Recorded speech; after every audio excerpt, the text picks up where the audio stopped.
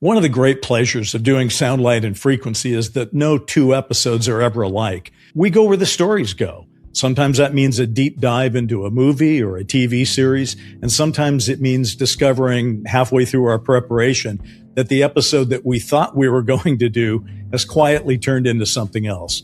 Now, the good news is that we're constantly learning as we're doing this. Every time we put one of these episodes together, we find new connections between films and TV, but also UFO cases and UAP history, government secrecy, cultural memory, and all the weird little places that those things intersect. Now, originally, we thought that we might do an entire episode today about alien abductions and how they've been treated in movies and television. But once we started laying that one out, it became obvious that's not really an episode. It was more like a graduate seminar. People have written entire books about this. So we decided we might narrow our focus and ask a better question. What happens if we take two of the most famous abduction cases in history and lay them out chronologically and then look at them through the POV of Hollywood? And that is what brought us to the Betty and Barney Hill case from 1961 and the Travis Walton case from 1975, because these are two of the best known cases of alien abduction in American culture, probably the two best known. There are also two cases that have compelled me both personally and professionally for most of my life, honestly, to the point where to say that I was interested in them doesn't really do justice. Obsession is probably a better and more accurate way to put it. I've written about the Hills. I've dramatized them. My wife, Jackie, and I have even developed their story as both a feature film and a limited TV series. I've also studied Travis Walton's case for decades, going back to actually covering it when I was a young radio guy in Eugene, Oregon. A few years ago, I even appeared as an on-camera subject matter expert on the Discovery Channel when they did documentaries on both cases. And you know what? What I learned is even after two separate 2-hour documentaries, there were still important pieces of those stories that never got explored, mainly because the executives at the network said that they didn't really belong in there. They were wrong. In today's episode, we are going to ask what was happening in film and television when Betty and Barney and Travis Walton were claiming what had happened to them. And the one question we keep coming back to on Sound, Light, and Frequency is this: does Hollywood simply reflect the UFO phenomenon, or does it help shape the way that we experience and remember it? Which brings me to another thing about our show, the detours. Sometimes these detours look like we're wandering off the road, but more often than not, they bring us back to the subject in an even more interesting direction. So today, we're just going to start with one of those detours because we like where it takes us. And so the detour is this. Have you ever found yourself comparing notes with friends about where you were when some huge event occurs? People have been doing that for generations. I remember my grandparents used to talk about what they were doing when Pearl Harbor happened. These moments become personal timestamps for us. They're not just history anymore. They become part of your own story. So now, as I bring in my co-host, Brent Friedman from Washington State, Brent, I'm just going to go out on a limb here and say that neither of us have a Pearl Harbor memory to start with, because I don't think we were alive. I was definitely not alive. I thought you were alive, though, at the time. Thank you very much for that. Thank you very much. Good. I gave you one there. Listen, the first historical memory that I think we could talk about would be the JFK assassination. Let's do a lightning round of these big ones because they're going to take us someplace interesting. So I'll give you JFK. Go. Barely conscious. That's exactly right. That's all I was at the time. I was, I believe, a fourth grader. And I remember sitting at lunch when my teacher, Mrs. Braden, who was a tough taskmaster that always made us eat our food, did not make us eat the broccoli they served that day. And instead, she sat at the table and cried. So that's what I was doing on that day. Wow, that's a stark memory. Yeah, they rolled the TV set in and everything, and we watched Mrs. Braden cry, and then they let us go home early, and then we watched our parents cry. So That was JFK. I guess the other big one, though, after that you probably do have a conscious memory of would be what you were doing when you learned about John Lennon's murder in New York City in 1980. So I heard about that. I was in high school at the time, and I remember being out in kind of the quad area of the school, and seeing people all huddling together like wildfire. The news spread across the lawn. Someone had heard it and people were telling each other. And I remember being at the far end of that wave going, what is everyone talking about? When it got to me, I didn't think it was real. And then I started seeing around me some people crying, and it suddenly sunk in, and I felt sick to my stomach. It just didn't make any sense. Of course, it raised that question, why would someone kill John Lennon? I still ask myself that, of course. I'm a few years older than you, so I actually was working. I had just started working at CNN as the Los Angeles correspondent. So I wasn't covering the main story, which was being covered by some other network people. But in Los Angeles, I think they sent me out to talk to people at a high school. So I could have been the guy interviewing people at your high school about what they thought. And I have one interesting memory, though. I called my brother as soon as I heard the news that the night before when it happened. I said, Alan, John Lennon's been murdered. And he goes, what's your problem? Why are you calling me? And I was so offended, I just hung up, right? The phone rings 3 minutes later and he goes, I don't know what I was thinking. I'm sorry. I apologize. That's a huge thing. So in other words, that delayed reaction where you're like, okay, now I get it. And that's what he had. And then, of course, I guess after Lennon, another big one for us would, of course, what we were doing on that terrible morning when the towers came down for 9/11. So I remember getting a phone call from my mother saying, what's happening? And I was barely awake at the time. I think I'd been working late the night before, and I was like, I don't know what is happening. And she said, go turn on the television. And so that was my indoctrination into the whole situation. And again, that it seemed very surreal. Like I felt, am I still dreaming? Is this really happening? It seemed impossible. It still seems impossible. Listen, I was out running. I was a runner at the time, and I'd gone running in the morning with a friend, and my wife ended up driving down and finding us and saying, get in the car. We got to go home. We got to be home. So she took me home and dropped my friend off. But then what was historically weird to me was that I had just been elected chairman of the TV Academy, and the Emmys were on September 16th of that year. So of course, nobody wanted to go to Emmys 5 days after 9/11. So I ended up canceling them once. And I've told this before, but we set them for October 7th. And on that day, we attacked Afghanistan. So we had to cancel them a second time. So the Emmys went 49 years, never canceled before. And I had to oversee that twice. Anyway, we could probably do an episode about just any one of those. It wouldn't have anything to do with UFOs per se. And that's kind of my point. We all remember what we were doing for those huge events. And yet there are some events that most people don't pay any attention to, but that in the UFO world are kind of major events. And I think the one that people now talk to each other about a little bit was what they were doing, what they were thinking when the whole UFO topic seemed to change. And that was the night of December 16th, 2017, when an online story was broken by the New York Times, and the morning of December 17th, 2017, when the actual paper came out and this story spread like wildfire. Do you remember that day?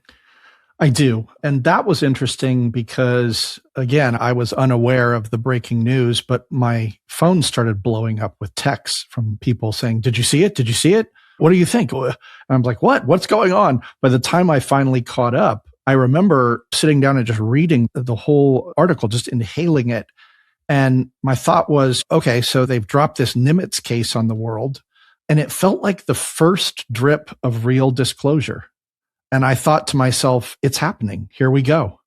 Now, looking back on it now, literally, it was just a drip, but it felt like the world was changing, or it had changed overnight when I read that article. What about you? Where were you in that instance? Sure did. What's interesting, my family and I have always practiced what we call parachute vacations. We just drop into a city that we know nothing about, and we get on our cell phones, since cell phones have been out, and we start looking around to see what should we do? Where can we go? That kind of thing. So we had just airdropped into New Orleans at that time. And so we were in New Orleans for a couple of reasons, just because we'd never been there and we thought the kids would enjoy that. And they did. Everybody was enjoying it. And that morning, I was at the World War II Museum in New Orleans because my wife, Jackie, and I have a World War II movie called The Last Battle that is supposed to be shooting this year. And so we were doing some research for it. And one of the big things of the New Orleans Museum, World War II Museum, is that they have a film that is narrated and hosted by Tom Hanks. So that's the big one. You crowd into the theater and you watch Tom Hanks talk about World War II. And I noticed that my phone had started ringing during this thing, but my family's looking at me like glaring daggers at me, as so are people in the theater, like, turn your phone off. So I turned my phone off, right? And then as I was leaving, I open up my phone and I turn it on. And the first thing that pops up is that I have a phone message. And listen, we're going to get into this deeper as we go into the show because it will pay off in other ways. But it's such a crazy memory for me because it's December 17th, 2017. And when I turn my phone on, there is a message there from, I feel like if we can put a drum roll into this, we should do that, because the message is from Dan Aykroyd. Dan Aykroyd of Ghostbusters and Saturday Night Live and many other amazing movies. Who is, of course, is a extremely well-known guy in the UFO world. And just to clarify things, I had met him the month before because, like I said, I was chairman of the TV Academy. And so I went to all their events, and I'd gone to the Emmy induction of the Hall of Fame for all the Saturday Night Live original characters. And Dan was one of them. And what was interesting is at that exact moment that night, he was standing by himself. And that's kind of wild because all the original cast was there. Chevy Chase was there. Everybody was there. Yeah. It was wild. And I was thrilled to be there. But I said to my wife, I'm going to go talk to Aykroyd about UFOs. And she's like, do you really think you should? And I went, I don't know, probably not. But I went and I introduced myself, and I said that there were probably only two people in this entire party that knew as much about UFOs as he and I did. And he looks at me and he goes, so what do you think of the Todd Seas case? Which, frankly, is deep cut. That's a deep cut of ufology, right? Okay. But I had just talked to somebody on the phone about it like a couple of weeks previous. And I said, that's the guy who disappeared and they couldn't find him, but they found his shoes up in the tree. And I may even be getting it wrong now. I had it more in my wheelhouse at the time, right? And so he was like, okay, this guy does know. So we had a really nice conversation, kind of an extended one at that moment. And we were passing things back and forth at the time afterwards. Okay. We had traded emails and all that. And I had a movie at the time about Betty and Barney Hill. See how this is all kind of, how this all happens. This is going, yeah. You see the strings behind this thing. So he and I had been exchanging emails about the Betty and Barney Hill script, and he had asked to read it, that kind of thing. But that's not what he said per se in this phone call. And Brent, I've never done this before because the truth is I don't save people's phone messages. But the truth is I just could never get rid of Dan Aykroyd's phone message. It just seemed, if there's a historical moment, I would probably save it anyway because, hey, it's Dan Aykroyd, who's a tremendous guy. I really liked him and do like him. But I also thought, wow, this is, for ufology, this is the Pearl Harbor, the JFK, the Lennon, the 9/11. This is a big deal, right? Yeah. So you're talking about the Nimitz, the New York Times article. About Nimitz and the fact that the government admits in this story that they have actually been paying good money, I think $22 million in that case, to study UFOs when they've been telling everybody they don't. Okay. So tend not to play these things, but it's been 9 years, so I'm going to play it. I don't think Dan would probably mind. Let's hear it. And so let's just play this thing. Front page, December 17th, New York Times, real UFOs. Pentagon unit tried to know. Ralph Blumenthal wrote it. He wrote that great piece in Vanity Fair about Barney and Betty. Do you know Ralph? He's great. Just great. You should get to know him if you don't. Don't know why Spielberg wouldn't want to produce that big time. If you've got the rights, you're very wise there. It's Aykroyd here, of course. And John Simon, how old was he? That'd be a good part for me. And then James Pease was the, you could get, Cusack or Timberlake. He was the young Air Force officer that Betty kind of confided in. But here we are, front page, December 17th, 2017. It's just wait what's coming, man. Just wait what's coming to this planet, boy. All right, have fun, sir. Talk to you soon. You see each other again. I'll tell you about the car they made disappear in front of me. Bye.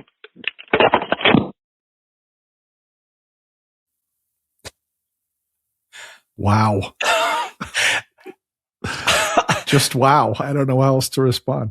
I'm not even sure, as we like to say sometimes, there's a lot to unpack there. So many things. First of all, by the way, I loved his enthusiasm for the movie. There are a couple of things not quite accurate in there for people who are aficionados. He was suggesting he might want to play the part of Dr. Benjamin Simon, who was the person who hypnotized Betty and Barney and regressed them. And I believe the young guy that he was talking about was at Pease Air Force Base, Pease.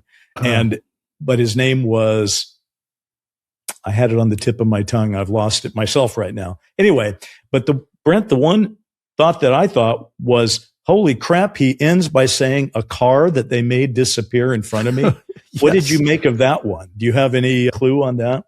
I don't know. I just know he knows how to write a cliffhanger. He sure does. Listen, I didn't know at the time. It turns out I can't say that he was confiding a story that he'd never told before at that particular moment, because this is 2017. I believe as early as 2002, in an interview, he had said he was shooting a Sci-Fi Channel show called Out There in New York. And he had just interviewed Stephen Greer, was about to interview Steve Bassett. And he went out at 42nd and 8th Street for a cigarette. This is the story that apparently he told. He didn't tell it to me. And he says he saw a black Ford with two tall men. The plate looked pixelated to him. And then this part, he took a call from Britney Spears. Who gets to say that? I'm excited to say Dan Aykroyd called me. He's talking to Britney Spears. Yeah. Okay. And he looks back and the car and the men are gone within seconds. All right. And he goes back inside and the producer of the show that he's doing tells him his show has been canceled. That's an eventful 2 minutes or whatever that was. Yeah. Wow. And he described these guys as men in black kind of guys, speculated the vehicle may have been cloaked. So, yeah, a lot of connections in there. Okay. It seems Dan Aykroyd has hijacked our episode and is trying to keep us from investigating Betty and Barney Hill and Travis Walton. But he's not going to get away with it. Listen, the reason I had to play this is, if not now, when? And also, I would imagine about 99.9% of the people in our audience, whether they're listening or viewing, have great affection for Dan Aykroyd. Yes. And who doesn't? Yeah, exactly. But in addition to affection, respect, because he was outspoken on this topic before outspoken was acceptable. Yeah, right. Very true. Very true. It was fringe when he was doing those things. And so good for him. Anyway, we're going to unpack more of that in just a few minutes.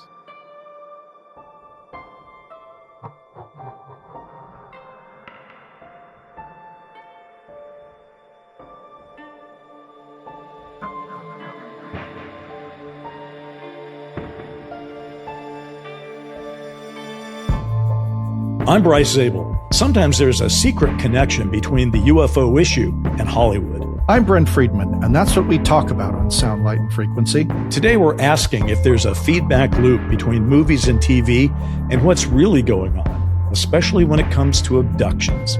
We're going to break it all down on this episode, and we'll be right back. One of the things when we were trying to lay this out, we thought we could make it based on topics and that kind of thing. We thought that's going to be confusing. That could be a little tough. So instead, what we're going to do is walk through this storyline that combines Betty and Barney and Travis, and we're going to do it chronologically. And as we do this, I think you'll see where there are some intersections that maybe you didn't see coming. So let's talk Betty and Barney first, because they kicked this thing off. The date that you want to remember is September 19th, 1961. And that means that we are coming up on the 65th anniversary of the Betty and Barney Hill abduction. And Brent, the thing that has always compelled me and why I believe Betty and Barney are such an important story, just for ufology, but also just because they were the first. And that's what makes it exciting. So many firsts. It is a time where they were the first alien abduction to ever be claimed in the United States. There had been an abduction claim in 1957 in Brazil, Antonio Villas Boas, but we're talking about Betty and Barney, first one in the U.S. It was the first reported case of missing time. It was the first use of hypnotic regression to recover abduction memories. It was the first public description of what we now know as the Greys. And it was the first time a couple had ever experienced a simultaneous abduction. So this one had it all. Very compelling. Now, the thing about it that I think bears emphasis at this point is it's not like this was covered in the newspapers. All right. September 21st, 1961 is when it happened to them. But it's not when it became public, which we'll get to. But first, let's talk a little bit about what happened to them. There's two parts to the Betty and Barney story. It's like what they knew happened to them when they came home that night. And then there's a part that happens later when they have the hypnotic regression. I realize you're not a Hill obsessive like myself. What do you remember about their story if you think about it? What's your takeaway? It's funny. I really didn't know much about the case until we started writing Dark Skies. And that became the first actual case that Lowengaard went and investigated in our Dark Skies pilot. And it was through that research that I even came to know about the case. I think that the big takeaway for me was the concept of missing time, that they both had this experience together, and that one of the possible explanations was this idea of shared amnesia, that they had both forgotten. Was it 2 weeks or no, I'm sorry, 2 hours of their lives? I think we should actually go back to the beginning then, because on September 21st, 1961, September 19th, rather, I believe. Yeah, September 19th, Betty and Barney had been married for a year. They're an interracial couple. All right. Yes. Barney is a black man married to a white woman in 1961 in New Hampshire, where there's not a lot of black people anyway, but he was still involved with the NAACP. He had been married. She had been married before. Their marriage is ended. They got together. They got married. A year goes by. They're living in New Hampshire, and they decide they should have a much delayed honeymoon.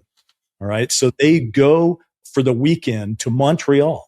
That's their plan, to go to Montreal and have a honeymoon. And they decide while they're in Montreal, they hear news that there's going to be a weather disturbance. There might be some serious problems on the way back. So they decide to leave home early. So they're leaving the night of the 19th, of course, and they stop and have something to eat on the way down. And then they try to push on. They're going to push on from 10 o'clock on. They're going to push on to home. And as they're driving along near Indian Head in the White Mountains, they see something. And at first they think maybe it's a satellite. And then or it's just lights. And then Betty, I think, is famously saying, do satellites go backwards? Because this thing isn't doing what it's supposed to be doing. Right. And they stop in the middle of the road because they want to look at this thing, and they get out binoculars that Barney had. And this is all conscious memory. None of this is missing time yet. This is what they're experiencing. Yes. They see a flying saucer, and it has a double row of windows. So they're seeing this. Now, Barney, with his binoculars, puts it up, and he's looking at this double row of windows, and he sees beings looking back at him. Yes. Okay. And that's even in our scene in Dark Skies where he says, I see beings looking back at me. And it's crazy. Okay. Then they hear a buzzing sound. Beep, beep. That's my impersonation of it. I'm sure it was creepier and scarier. But that's where the thing happens. Now, they find themselves, after this beeping sound, like 35 miles away, I want to say. And a couple of hours have gone by. 2 hours. 2 hours of missing time. Think about that. But they don't really, they're like, did we fall asleep? they're just not quite sure what's gone on. So they press on and they get back to their home in Portsmouth, New Hampshire, and they get back later than they're comfortable with. They thought that they would have been there earlier, and they realize that Betty's new dress is torn. That's weird. They realize that Barney's brand new shoes are scuffed terribly on the top of them. Yes. That's weird. They both feel kind of clammy and violated. I believe they take showers. The next day, they get out a compass and go over their car, and over the trunk, the compass is going wild, and there are marks, $50 sized round spots on the trunk. The car clock and their own watches have stopped. This is all what they're experiencing. They try to do the responsible thing. They call the Peace Air Force Base and report it. And I think it's Henderson. It's a Henderson who takes their report, young guy. They also report it to the National Investigations Committee for Aerial Phenomena. So that basically is what happens. And over the course of time after that, Betty is having dreams. Yes. She's waking up in the middle of the night, and her dreams are odd dreams, but they are basically describing something that is a sort of riff on the abduction thing, but they're dreams. Right? Yes. They put up with this for a while. And in fact, the thing I always found was profound is that Barney, who is a postal worker, is so disturbed by whatever happened to them that he ends up getting paid leave for his health, mental health. Quite a while, I think months almost. Yeah. Yeah. And I found it interesting too. And I think it's a significant part of ultimately the story. And what then finds its way into the movie was that Betty wrote down all of her dreams, almost like in a dream journal or something. So that was all something that was being referenced later. And they drew pictures of what they saw separately and then compared them. They were disturbed. And they told, of course, Betty's sister about it. And so some people knew about it. Anyway, so this goes on for a while, and we're going to come back to another piece of that story. But if you move forward in the actual key story, it's February 22nd of 1964. All right. Now that, remember, from September of 61 to February of, that's a little over 2 years, 2 years and 4 months or something like that. And at this point, they are so disturbed that they have sought help, and they have found a Dr. Benjamin Simon, who is the guy that Aykroyd wanted to play in this movie I'd written. Okay. And they are hypnotized. And for people that have heard the hypnosis tapes, they are harrowing. Barney is screaming. Betty is crying. And they report a story that is now pretty well known, which is their car gets stopped. The beings walk them onto a landed craft. They get on. They are, and it's not the purpose of this show, by the way, to go into the deep details. There are books out and there are lots of documentaries, things like that for people that want to know more. But in essence, Brent, they go on board the craft and they're separated. Barney goes into one room. Betty goes into another room. Barney is a little more constrained.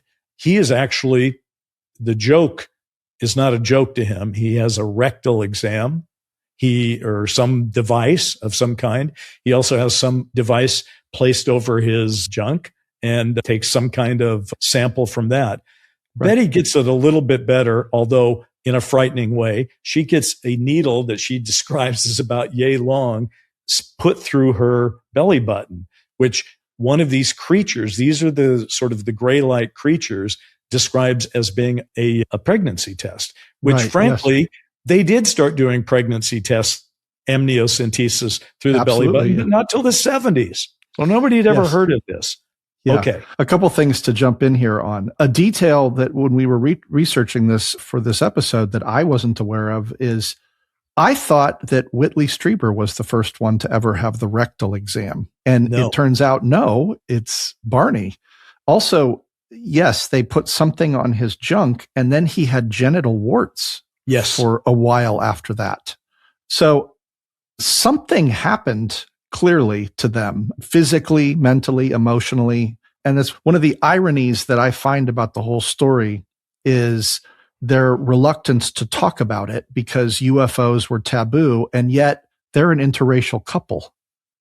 Right? And somehow UFOs were more taboo than being an interracial couple. So true. And now is where we get into the sound, light, and frequency part of this little story. Okay. Because over the years, skeptics have bent over backwards to try to figure out how can we undermine this story. And they've come up with one. And it has been floated several times over the years. And it goes back to Outer Limits, the Yes. TV show that was the compatriot to the Twilight Zone, only the Outer Limits had more aliens and was less metaphoric and less preachy, but was about scary monsters from outer space in many cases. Okay. And okay, I said February 22nd, 64 is when they first get regressed. And that goes on, but it was February 22nd. Guess what happened? And this is what people point out. On February 10th of 64, which is 12 days earlier, Outer Limits airs a show called the Bellero Shield. And the story tells something about a power-hungry woman who traps a benevolent, non-human alien to steal his impenetrable force field. I tried to watch it the other night for this. Okay, yes, there is an alien that has some kind of wraparound eyes, but doesn't look like any gray I've seen. It's pretty bad. Have you ever tried to watch these Twilight Zones in recent time? Outer Limits. Yeah. Yes. I think, interestingly, Twilight Zone holds up a little better because they were parables. And this felt like these were trying to be like cutting edge science fiction of the day. So yeah, particularly the alien part of this did not age well. Look, I found the whole story bizarre to begin with. It was interesting to me that the alien was depicted as benevolent and that the woman was the insane one, the one who ruined everything, and that her whole goal was trying to steal the alien technology because she was ambitious and she wanted to give it to her husband so that he could impress his father and make lots of money. And that set all of the events into motion. In terms of how the alien looked, I think if you showed it to me now and you said, what does this look like? I'd say it looks like some sort of nuclear bomb mutant. It did not look at all to me like an alien. And yet that's how it was depicted at the time. And you mentioned the wraparound eyes, and that's the connective tissue between or what people point to as the connective tissue is those wraparound eyes were part of how Betty and Barney described the aliens that they saw. So people are then trying to, the skeptics are saying, see, they must have got that. And in fact, just to complete the turn here, on February 17th, a week after the Bellero Shield aired, there was one aired called The Children of Spider County, which also has aliens in it. And so the skeptics would like you to believe that Barney and Betty somehow watched this Outer Limits, which they deny having seen, but let's say that they did and they didn't remember it or their denial is wrong, whatever. I guess the question would be, Brent, let me just ask you this hypothetically. If I made you watch a couple of movies about serial killers and some TV series about serial killers, do you think you'd go murder somebody? Do you think you'd talk about murdering somebody that you hadn't murdered while you were hypnotized?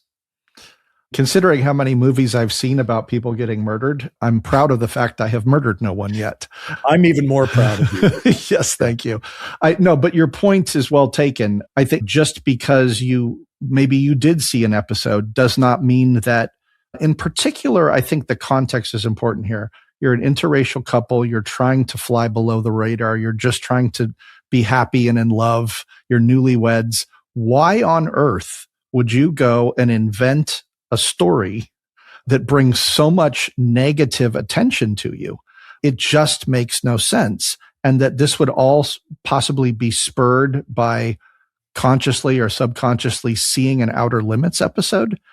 Think about how ridiculous that sounds as I'm saying the words. And yet people have literally tried to make that connection. Okay, moving forward then. So we're just trying to say, though, there's an interrelationship, or at least people have tried to interrelate this. It's the UFO version of chicken and the egg. Yes. Right? Okay, so bouncing forward over a year, the Boston Traveler, which is a newspaper in the Boston area, obviously, is the first to ever report the Betty and Barney case.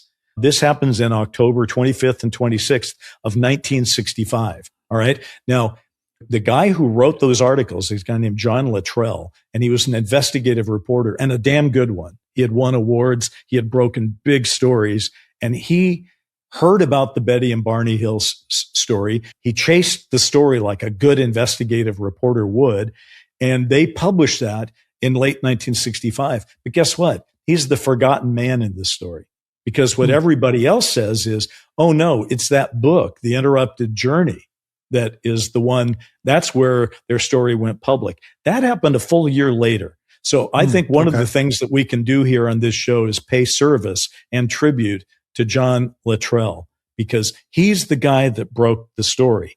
And in fact, my advocacy of John Luttrell goes back to, I wrote a series of Medium articles during the pandemic called The Lost Honeymoon, my sort of investigation in the Betty and Barney thing. And the one thing I tried to do is write the history and make it clear that John Luttrell did this. And what's so interesting is, because I started getting into that, Brent, there is a historical marker in New Hampshire on the highway about Betty and Barney that I found had 2 fact errors in it because of my research. And the highway department, after I told them about it, said, we're going to change the marker. Now, I don't think they've changed it yet, but let me tell you what it does say. It says, Betty and Barney Hill incident. On the night of September 19 to 20, 1961, Portsmouth, New Hampshire couple Betty and Barney Hill experienced a close encounter with an unidentified flying object and 2 hours of lost time while driving south on Route 3 near Lincoln. They filed an official Air Force Project Blue Book report of a brightly lit cigar-shaped craft the next day, but were not public with their story until it was leaked in the Boston Traveler in 1965. This was the first widely reported UFO abduction report in the United States. Here are the 2 fact errors. Fact error number 1, the idea that Betty and Barney Hill were not public with their story. It's just not true. How else would Jonathan Luttrell have found it? Okay. They did not actively seek publicity, but the idea that they were not public with their story is something that people with an interest in making Betty and Barney victims have conveniently ignored. But the truth is, they told their story to numerous individuals, as I would, frankly, if I'd been abducted. And if you'd been abducted, you'd probably tell a few people about it. They told friends, they told their family, they told some of their neighbors. They had renters who were renting above them. They told them. They told a whole bunch of their church members where they were going to church about it. They told coworkers. Betty, she was a caseworker for the welfare department. Barney was at the post office. They told people about it. Plus, they filed 2 reports, as we mentioned earlier, the U.S. Air Force and NICAP. They were certainly out there with their story. It was ripe for the picking for a reporter. So it wasn't like, as they said, they were not public with their story. Define public. Okay. Right. Fact error number 2. It says here, their story was leaked in the Boston Traveler.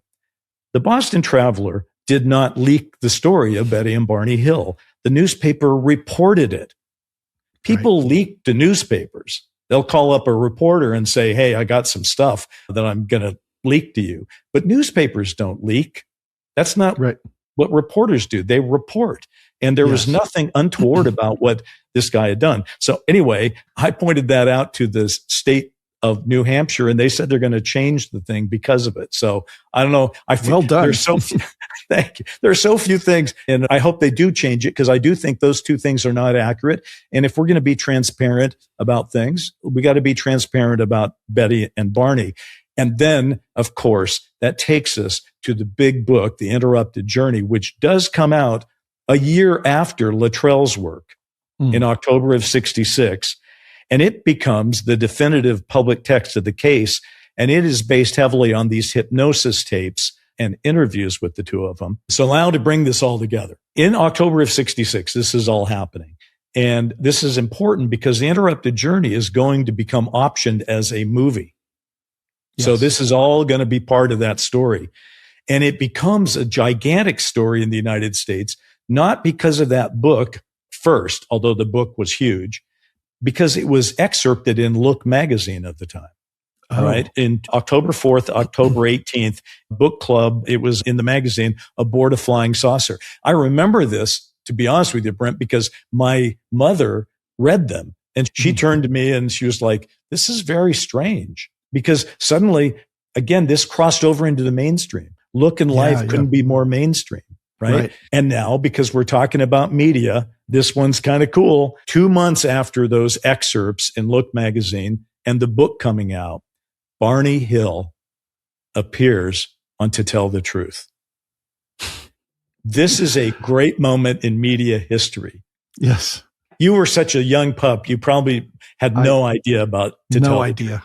Here's how it's a game show, half hour. They had a celebrity panel and they would bring 3 people out, and they did on this one. And in fact, if people want to see it, you can go to HollywoodUFOs.com, which is our site, and you can go actually look at it. But 3 guys come out. Another guy is black, another guy is white, and all 3 of them go, "My name is Barney Hill. My name is Barney Hill.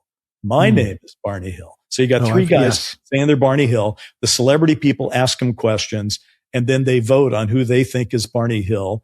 And then at the end of it, the host says, "Will the real Barney Hill please stand up?" Barney Hill was picked. They said, "We think he's Barney Hill." They got it right. The real Barney Hill stood up because there was an authenticity to the guy.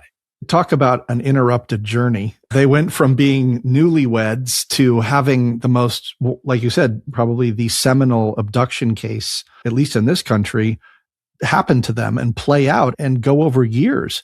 I think one point I want to go back to for a second, and correct me if I'm wrong, but when you were making the point that they shared the story with a lot of people, the story still had a 2-hour gap in it. They remembered what had happened up until this missing time, and they remembered what had happened after. But that was the thing, the piece that it wasn't until the hypnotic regressions years later that they started to really, the whole story started to bloom, as it were. Well, this is another place where you got to give Jonathan Luttrell his props. Okay. Boston Traveler reporter Jonathan Luttrell got hold of the tapes or the transcript of the tapes. How? He knew about them, and they're in his report. Oh. If anybody leaked anything, it was the tapes that were leaked. And it wasn't, who knows? I don't think we know. I don't have a knowledge personally of that right now, but I know that it's in the Boston Traveler thing. So in fact, and like I said, have you ever heard those tapes? I have not. They're frightening as all F. I'm sure you're a fine actor, having been a theater student and all that. You couldn't have faked them. They're so good. Betty's hysterically crying. He's screaming in fear, whatever. Okay.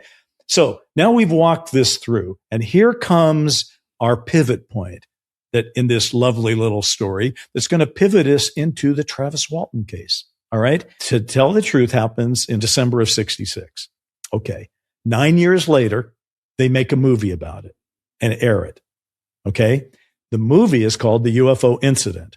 It's based on optioning the book. So again, Luttrell gets screwed. He was the original guy. They should have optioned his book, or somebody else should, his articles. But what's interesting about this is that Barney is played by James Earl Jones, right? Yes. And James Earl Jones was the guy that became fascinated with the case and fought, and he had to fight some people off to get the rights to this book. He wanted to play Barney Hill.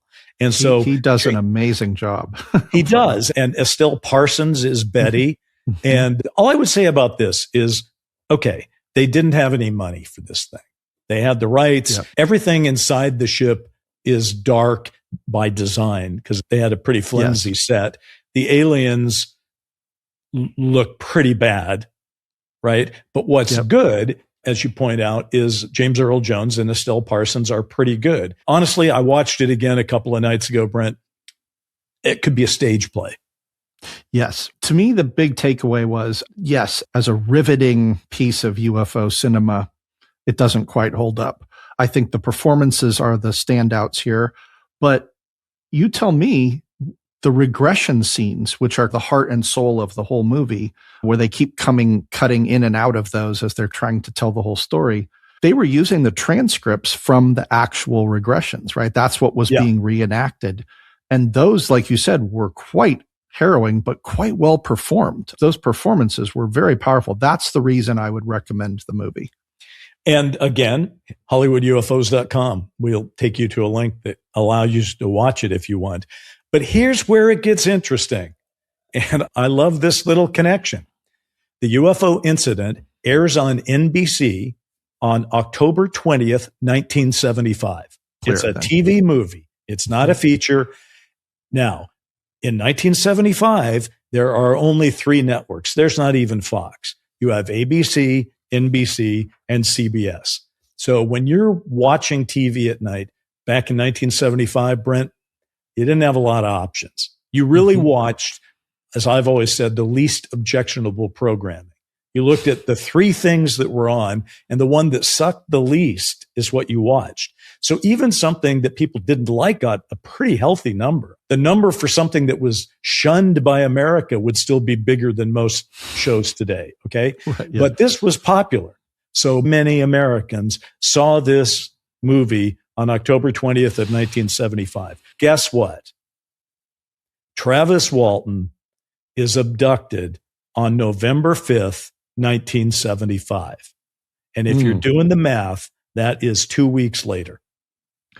Okay. Now, it raises questions because back then, to just refresh everybody's memory, Travis Walton was a woodcutter. Okay. And he was working on a crew, I believe, of 6 people in the Apache Sitgreaves National Forest near Heber, Arizona. And they would go out, and I believe they were thinning wood. Yes. And one night on the way home, they see a reddish light, and they go over to investigate because they're in the middle of freaking nowhere. Okay. That's how they spent their days. And there's no doubt about what they say they saw. They saw a craft, a giant metallic craft hovering. And Travis Walton gets out of the car to get a better look. And he goes to look at this thing. The only one. He's the only one that gets out of the car. Everyone else is in the car going, holy shit, look at this. And they're all afraid. But Travis goes out to look at this thing, and he gets blasted by something when he looks, and then he tries to run back to the car, but he gets blasted in the chest by something from this craft that knocks him back, according to these guys, 10 to 20 feet. That's a pretty healthy blast. And you know what the guys in the car do? They split. They take off. They're freaking out. They think he's dead, and they're going to be dead next. So they take off. Yes. They get a little ways down the road, and one of the guys on the crew says, we can't leave Travis there. We got to go back and get him. They go back to get him, and he ain't there. Right. He's not there. And for 5 days, Travis Walton is missing. He's gone. And the authorities believe these 5 guys have killed him. They're murder suspects. It's a great freaking story. And the reason I know it's a great freaking story is I was a extremely young radio reporter on the morning show at KZEL FM in Eugene. Okay. Where, to be honest, it was a hippie station. And I saw this stuff coming over the Zodiac News Service, and I started reading it. I wasn't there to cover it, but I started reading it. And I got so much interest from people who were like, oh my, you got to tell us more about that case. Everybody was following that case because it looked like a murder case. And in the middle of this murder case, they put everybody on lie detectors. And guess what? Those guys passed the lie detector tests. Yes, one of them was inconclusive. One, because that guy had a criminal record, apparently, and he wasn't eager to be lie detected about much of anything. But in general, they all passed lie detector tests. Correct. 5 days later, Travis Walton shows up. Naked. And at least, but in the movie, he's naked. I don't think he was completely naked in real life. He had lost a lot of his clothes, I think, in real life, though. Okay, well, that can happen when you're abducted. So what's fascinating about this story then, and why it fits into this chicken and egg UFO thing, is why? Because here's a guy that disappears, and yet his friends say there was a UFO that blasted him 20 feet back, and then he disappeared, but then he shows up again. All right. Travis and his friends all said, we never saw the UFO incident. We knew nothing about that.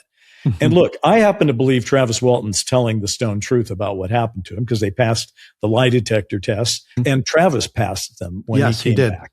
Okay. So that's a pretty strong thing. Plus you got, even if Travis hadn't been abducted, you would have had this many people having a sighting of a UFO at the same time, all of who passed lie detector. That would have made it a great sighting on its own if he hadn't been abducted. But skeptics will say, and I have to say, I think they might have a point here, which is, at that time, you got 6 guys going out to cut wood all day. They're having lunch together. They're driving up together. They're driving home together. There's only 3 networks in America. The UFO incident is 2 weeks earlier. I don't believe that they never spoke about that. I'm sure that they did. It just seems logical that out of 6 guys, one of them saw the UFO incident. And if you're out there cutting wood, you're going to talk about it. Now, I don't know. Do you buy that, or what is your take on that? The way that I think about this group of guys, I could imagine that it wouldn't have been on their radar. They would have treated it as ridiculous. I mean, like, it was just Hollywood nonsense. So I think the other side of this argument is the one that's harder to imagine, which is if you take all of the facts that you just laid out, then you have to say, okay, so what happened was, I think in actuality it was 7 guys, and in the movie they reduced it to 5. Right. Correct. So anyway, but Travis and his logger friends are out there, and something happens and they come up with a story that they all agree on and have enough of the facts correct that they can pass each of them lie detector tests. That is going to then, when Travis comes back, he articulates the exact same story, so that they would have worked all of this out. They would have put themselves through 5 days of misery where they are being accused of murder, or at least investigated for murder. Their friends and their family, or everyone in town, is looking at them like villains. And that this was all something they decided to bring upon themselves to create this hoax. It's a lot. It's a lot. It's a lot to imagine that. I have a lot of guy friends. If you put us all together, we can't agree on what bar to go to. Right. So the idea that you could construct this whole elaborate story and stick to all the details when there was no apparent reason, like, what's the positive outcome of this? The only positive that's ever been speculated about is the fact that they were behind on their contract to clear this wood. And because they were about to default on their contract. And again, I'm not an expert on these specific pieces, but the theory of the skeptics was, so they made up this thing so that it was an act of God that got them out of their contract situation. So on that point, when we were researching this episode, I watched an interview with Travis Walton where they talked about the discrepancies between his experience and what's in the movie.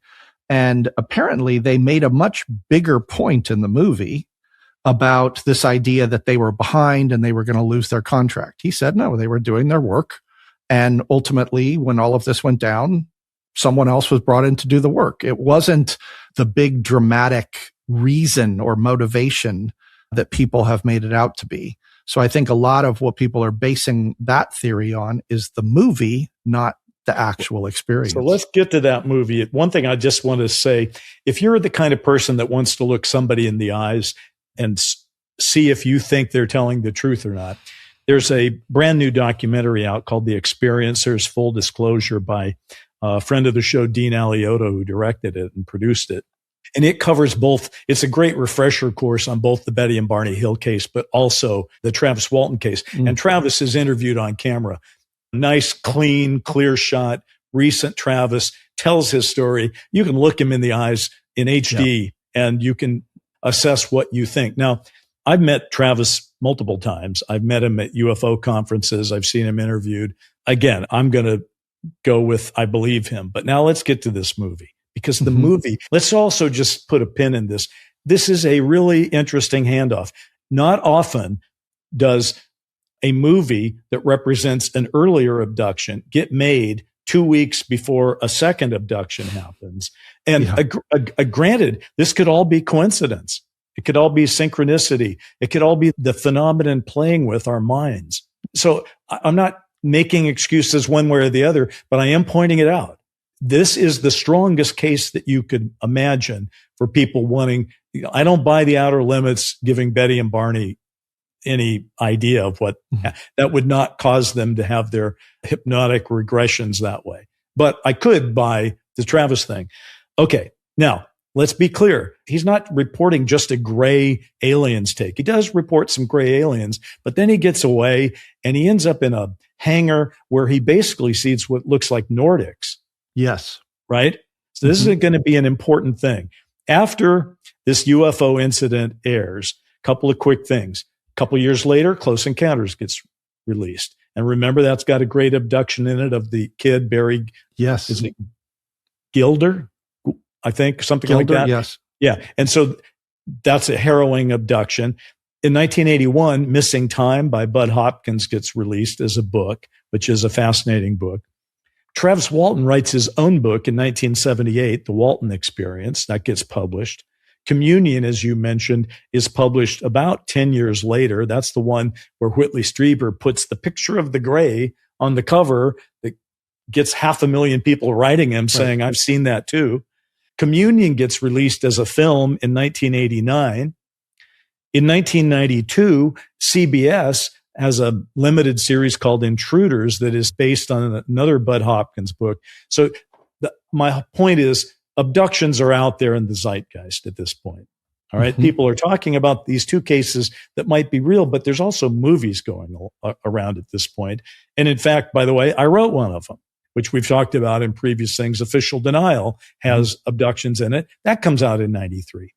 The other thing, though, that comes out in 93 is a movie called Fire in the Sky. And Fire in the Sky is the story of Travis Walton. Now, you've seen the movie. How would you describe the film?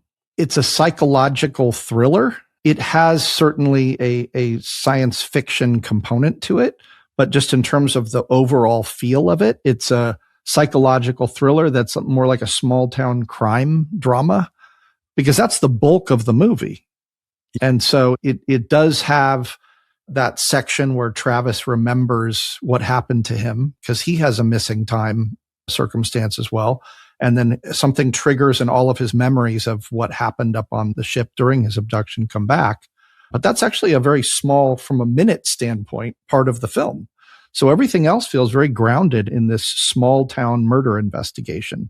James Garner is the sheriff that thinks they're all murdering liars. It's a great cast, by the way. Very nice. Very nice. Robert Patrick plays, really, it becomes his story. He's the leader of the crew. Yeah. And since Travis Walton is missing, played by D.B. Sweeney. D.B. Sweeney, right. Okay. However, Hollywood is about to come in and create another situation where you could say chicken and egg. Why do we believe this instead of that? All right. You are so correct. Most of the film is just a good thriller. It's very nice. Okay. But at some point, D.B. Sweeney, playing Travis Walton, remembers what happened to him. He's not regressed or anything. He just remembers it. And admittedly, it's not the longest thing around, but it's about a 5-minute sequence. All right. Very harrowing. He's on board the ship. And it is the most harrowing abduction. Anybody that wants to see that just by itself, it is a great piece of filmmaking. It's so freaking scary. He wakes up and he's got this stuff around him. He's on this ship and it's dirty, and these evil, malicious grays are pulling him through the hallway. And then they put him on a table, and these doctors are just nasty ass. They don't care what he's going through. They hold him down so that with some wrapping paper weirdness, and they've got just one of his eyes open. It's very similar to that Disclosure Day, the eye in Disclosure Day. It's frightening. Yeah. Okay. Here's the problem. It didn't happen that way. Yeah. And I know it didn't happen that way. And so does everybody now. But here's what really happened. We told you that Travis had a much different experience. He was not being dragged through dirty hallways. He was in a clean ship, basically, that had some Nordics and some other saucers in it. And he had an experience, but then that was that. Okay. Tracey Tormé is the screenwriter of it. He was passionate about this. He wrote it. I knew Tracey for years. He's passed on a few years back. Tracey, a passionate guy about this topic, etc. And he tried to get it right. He hung out with Travis. They spent a lot of time together. Tracey wrote a first draft that has the abduction sequence exactly as Travis remembered it. And guess what?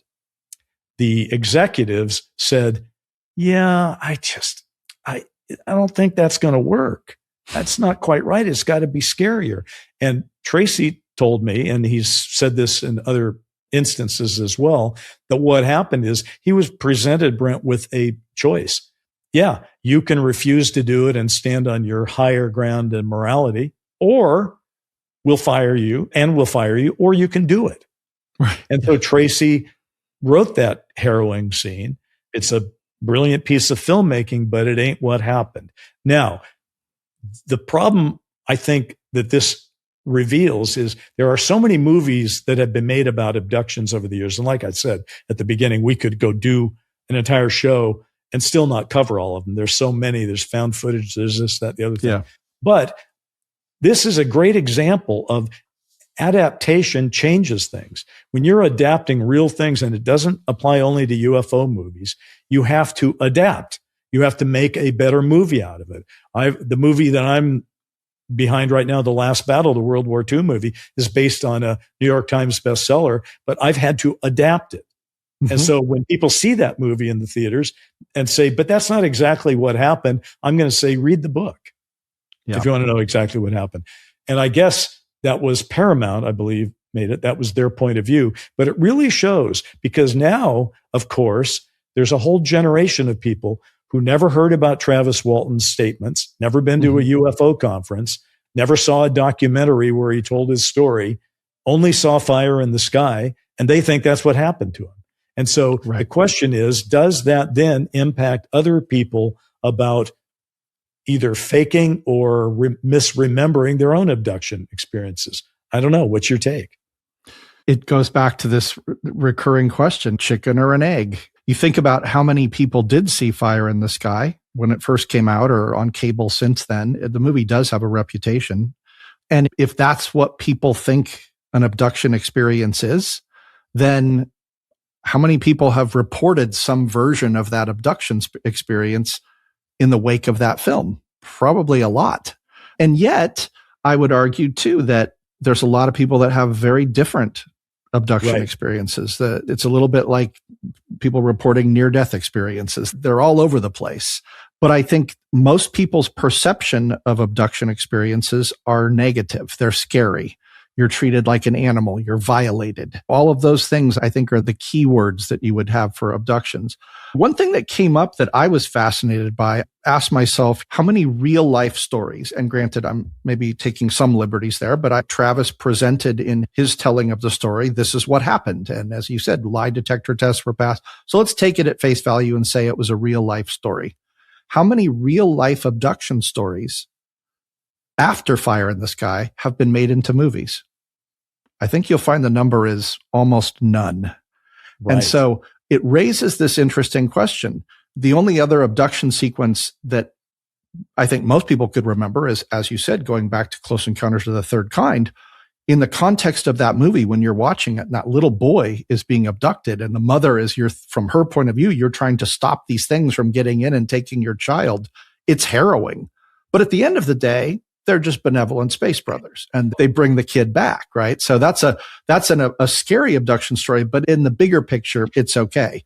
There's been a lot of abduction things made for TV and film, but they weren't based on true things. So, for example, you and I did a TV series, Dark Skies, based on abductions. There's abductions in My Official Denial. There's abductions on X-Files. There's abductions in Taken, the series Spielberg did. There's a lot of abductions. There's a lot of movies about abductions as well. But again, my passion has been, I believe if we are entering a disclosure world right now, that the hunger for people is going to be to see less made up stories, but more stories pulled out of history, which is my point. I'm so passionate about this. And I think a story that has truth to it. Like you said, you watch Travis tell his story, and for me, I take him at face value. Maybe all of the details have gotten fuzzy over the years, but I've also seen things where over the years, he's kept pretty close to his story. Being an experiencer myself, I know that when you have these details, they're burned into your memory because in fact, you wish that you could get rid of them sometimes and you can't. So the fact that was one of the last, if not the last true story being presented to the public as an abduction. There's been many abduction cases that have come and gone since then, some very interesting and compelling, but Hollywood has not found the interest to tell any of those stories. Now, to Hollywood's defense, Fire in the Sky was not a huge success. Maybe, in fact, it was too harrowing for people. Maybe that's a story people don't want to tell or don't want to experience. I don't know. Before we wrap this up, some of you may be wondering whatever happened to that Betty and Barney Hill movie that Dan Aykroyd called me about in that phone message we played at the beginning of this show. Okay, it's a long story. Here's the short version. To start with, there was a screenplay I wrote immediately after leaving my gig as CEO of the Television Academy. And you should know that my wife, Jackie, helps me run my production company, Stellar Productions. So she and I took that screenplay out, and we found a very high-level management team that wanted to produce it, all of which sounded promising, until about a year into that relationship when they offered me a trade-off. One of their producing clients would take it on, and they were going to start with a new writer who would completely rewrite my script and probably without much input from me at all.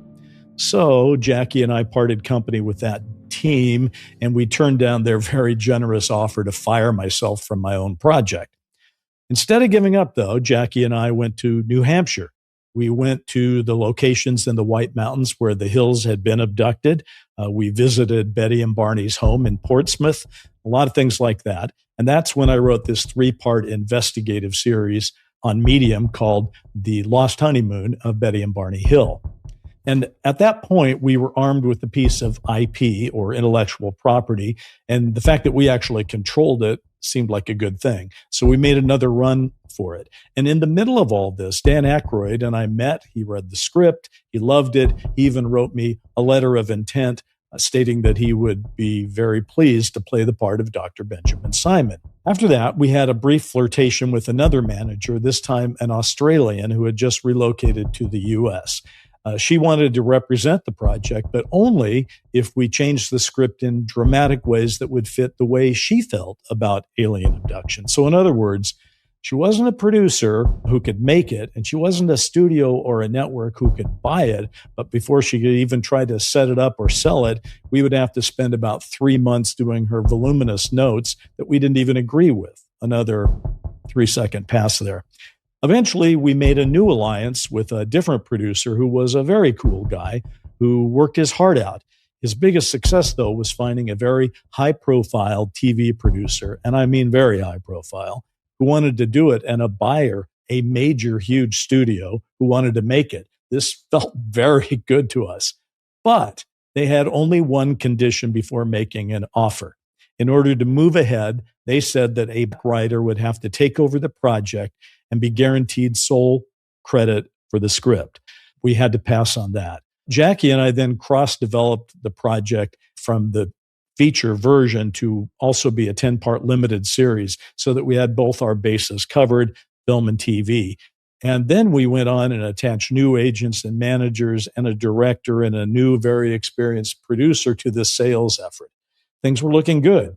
And then because the universe apparently is a very strange place with a very strange sense of humor, 2 other high-profile Betty and Barney Hill projects surfaced in the Hollywood trades, one right after the other. Now, I'm not going to name these other projects, and I haven't read their scripts. But from what was written about them, it sounded like the way that they saw the Betty and Barney Hill story was very different than our own take. Those projects appeared to be skeptical. And as time has passed, I should point out, nobody's made a Betty and Barney Hill movie yet. And that includes us, but also any other projects. So Jackie and I haven't given up. And in fact, we have new energy because our vision of the story is that Betty and Barney Hill were abducted, period.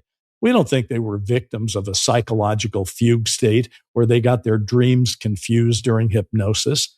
In fact, I would say listen to those hypnosis tapes that you can find on the internet and in documentaries, and they're enough for us. That happened.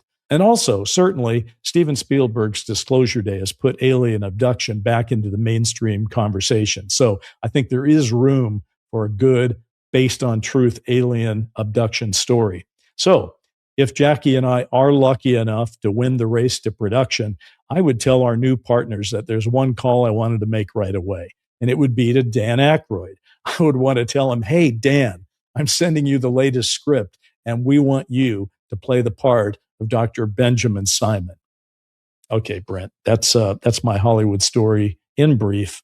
Back to you. I think I would make the exact same creative choice that you've made. I think just being definitive, taking a stance is a completely legitimate way to tell a story. Interestingly, my belief in both of these cases comes from my own personal experience. And I think you look at the commonalities between their cases and mine. I told this on an earlier episode, but I had my own missing time gap. And it came in the wake of when John Harrington disclosed to me. And what's really fascinating about it is that I didn't realize I had a missing time gap until only a couple of years ago. And if you remember, the John Harrington story happened in 1981. Totally. And when we were prepping for this podcast, someone said, "What's it about?" And I told them, and I gave them a little snapshot of the John Harrington story. And at the end of it, they asked me a question no one had ever asked before, which was, "So how was the rest of your trip in DC?" Nothing. Zero. I don't remember one thing. I remember the night that I laid in bed after I was disclosed to. And then I remember being home and going on a graduation trip that summer with vivid details. And I asked my family, and apparently we never really talked about it. Everything that I know about the trip, I heard through my mom, through John's wife, talking about all the great things that we did. And I just took it at face value. And now as we've gone back and looked at the Betty and Barney Hill case, I'm actually sitting here thinking maybe I need to do a hypnotic regression, something that I never would have considered, to see if I can unearth that week or 10 days or whatever it was that I spent in DC. And the frustration and the fact that I know it's possible to have a missing time gap when something traumatic happens to you, that's where I tend to look at both of these cases and say, something happened to them. People don't experience that level of trauma just out of their sheer imagination, right? That would imply that I have a really scary dream and I'm traumatized to the point of not being able to work for months. Really? I've never really heard that happening before. So if it's just a product of my mind, I don't think it's that severe that it would cause such disruption in people's lives. And both these cases, people's lives were greatly disrupted, turned upside down, lots of negative attention. And to go through that just because you invented it, I just don't buy it. I don't buy it either. Although it raises a question about your missing time, which, by the way, we should note would be longer than Travis Walton's 5 days.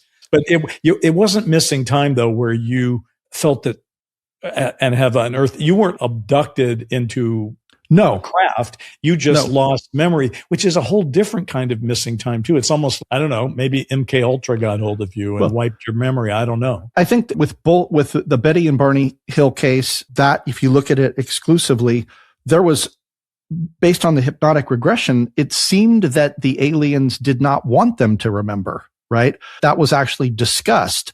But the idea being is that something that's so traumatic happens to you, your brain just closes it off. It doesn't allow you to remember it. That's what seemed like what happened to Travis Walton. When he came back, he didn't remember what happened until something spurred his memory, and all of the remembrances came flooding back into his mind.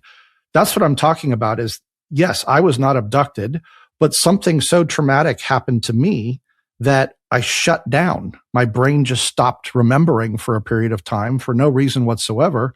And unlike both of these stories where eventually they got their memories back, I still don't have those memories back. That's why I'm saying now I have to actually consider what Betty and Barney did was go and have hypnotic regression and see if I can exhume any of that time that I spent in DC. Yeah, it's anomalous. I like your conclusion that because you are an experiencer, you are certainly more open to believing the stories of an experiencer. I'm going to put a slightly different twist on it because that's all yours, and I can't comment on that because I'm not an experiencer. I've experienced the cover-up. I have not experienced the phenomenon in that respect. Okay, here's the thing. We've discussed how Fire in the Sky presents an abduction thing that is harrowing, specific, and horrific. Okay? That happened. Millions of people have seen it. However, people continually report abductions and experiences right now.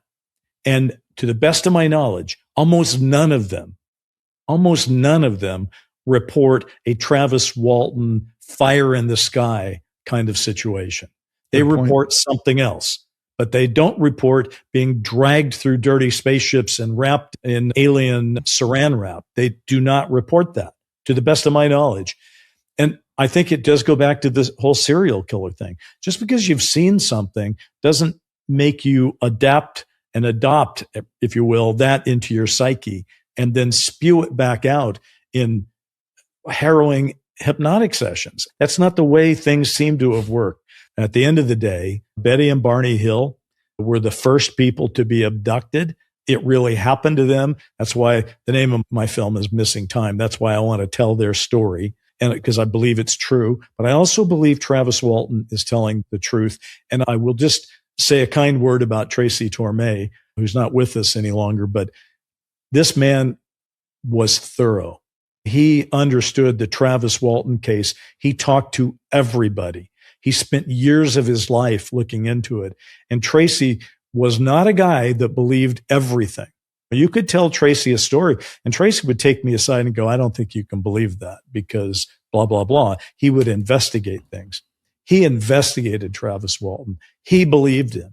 And if my buddy Tracey believed him, I believe him. So I think these are two great cases. And if you're studying the experiencer situation today, they are the trailhead.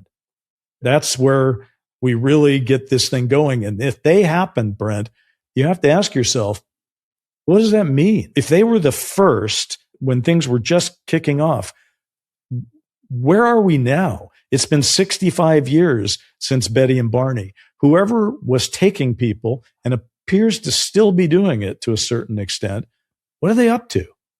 Shouldn't they be done by now? What are they doing? Those are great questions you're asking. And I can only hope that's going to be part of this disclosure we've been promised by the administration.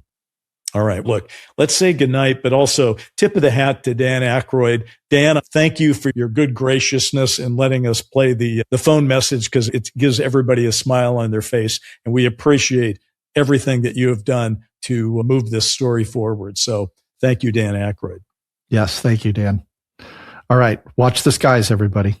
Sound, Light, and Frequency is an iHeart podcast produced by Stellar Productions. It's executive produced by Nick Johnson, and for Stellar, Jackie Zabel. Our show's music was written by Anna Stumpf and Hamilton Lighthouser. And your hosts and executive producers are Bryce Zabel, that's me, and Brent Friedman. Watch the skies.